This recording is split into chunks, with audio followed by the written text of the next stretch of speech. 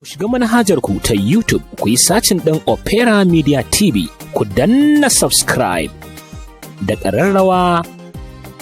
Mun gode. Gaskiya dai a farkon tasowa na ni ba musulma bace.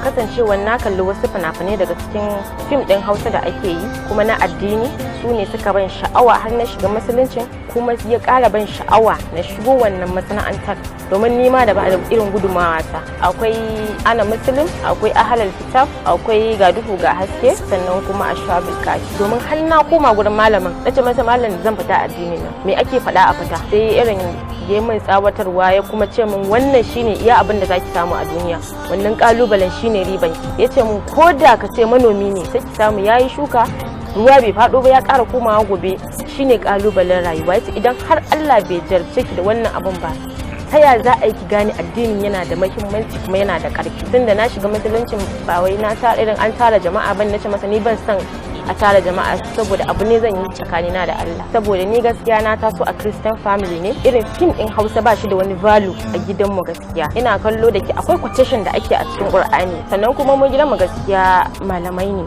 na addinin Christianity, so akwai Qur'ani na Hausa da na Turanci. Kasancewa ba mu san Larabci ba mu jin sa, aka yi quotation a cikin Qur'ani, kasancewa ina da shi sai na bude na gani, sai na comparing da abin da yake cikin Bible.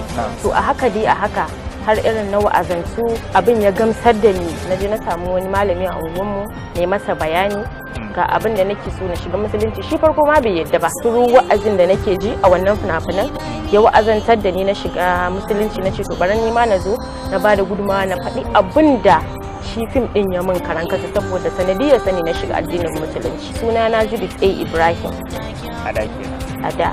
Yanzu kuma Rahama A. Ibrahim. An haife ni a cikin garin Kumo. Na yi makaranta a matakin primary school.